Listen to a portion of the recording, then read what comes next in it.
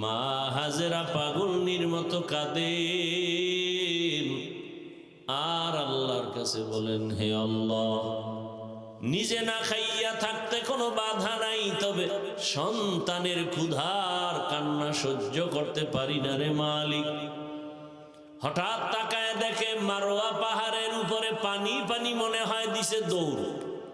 গিয়া দেখে ওখানে পানি নাই, বালুগুলো সূর্যের হালকা আলো পায় আর চিকচিক করে পানির মতো।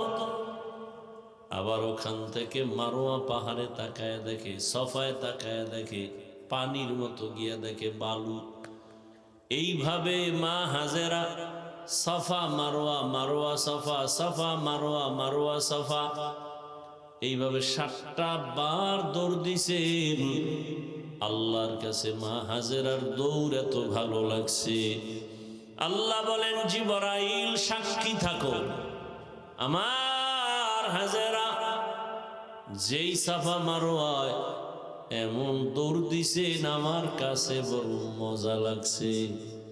আমি আইন করে দিলাম, কিয়ামত পর্যন্ত যত হাজি আসবে, যে কোনো হাজি হজ করবে, উমরা করবে, হাজেরার জায়গায় গিয়া যদি দৌড় না দেয়, আমি কারো হজ কবুল করব না।